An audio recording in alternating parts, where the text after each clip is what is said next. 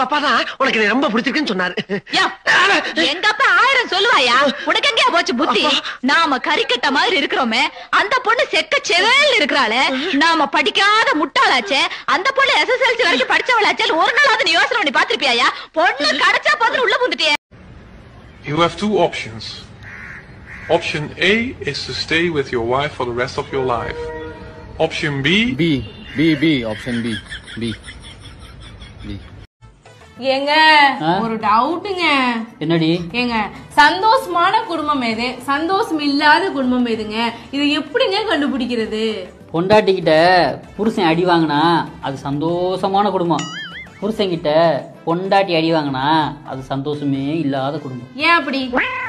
பொண்டாட்டி புருஷன் அடிச்சா இந்த லூசு மூதேவி எப்பவுமே அப்படித்தான் அப்படின்னு சொல்லிட்டு அடியும் வாங்கிட்டு எந்திரிச்சு போயிடுவேன். இதே புருஷன் பொண்டாட்டி அடிச்சா ஒன்னு அழுதுகிட்டே அம்மா வீட்டுக்கு போகணும், எல்லாம் ஆஸ்பத்திரியில போய் அட்மிட் ஆகணும். இது ரெண்டுல எது நடந்தாலும் குடும்பம் அழிஞ்சு போகும். நம்ம குடும்பம் எப்படிங்க? நம்ம குடும்பம் சந்தோஷமான குடும்பமா? உங்க அப்பனுக்கு போன் பண்றேன், அப்ப தெரியும். அங்கிள் ப்ளீஸ் அங்கிள் அப்பாவுக்கு மட்டும் போன் பண்ணிடாதீங்க அங்கிள், எனக்கு ரொம்ப பயமா இருக்கு அங்கிள்.